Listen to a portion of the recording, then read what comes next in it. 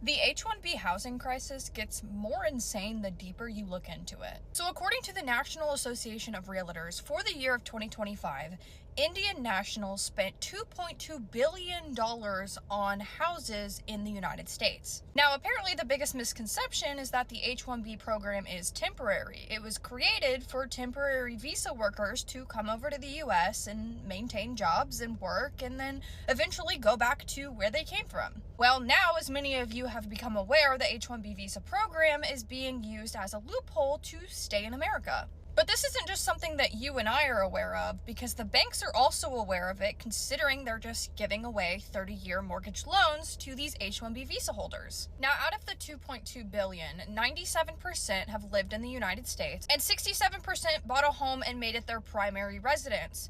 Now, why would people be buying homes if they were only here temporarily? The backlog for a green card is over like 100 years of wait time. So all of these H-1B visa holders continue to simultaneously renew their visa over and over and over again because there's not a cap on it. So the overall problem is that when the government tries to tell you that they want to fix the H-1B visa program, just know that the banks already know what the H-1B visa holders are doing, which is why they're going to go ahead and offer these people 30-year mortgages. If the government actually cared and wanted to put in the effort to fix and change the H-1B visa program so it wasn't being taken advantage of, then they would have done it already. And this is just yet again another loophole that a bunch of foreigners are using to get into the country. You could probably show me on one hand a group of people who were actually utilizing the H-1B visa program as it was made to come in to work temporarily and then leave.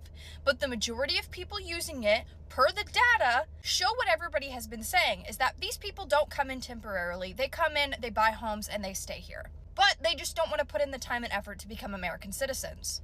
Let's just go over the H-1B visa. So yes, the standard limit is up to 6 years. That's what it's supposed to be.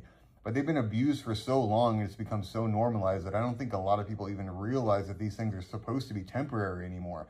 So the initial admission is only supposed to be 3 years, and then the extension is supposed to only make it to go up to about 6 years, but that's just not what's happening anymore. So let's just take a look down here at the figures that were cited.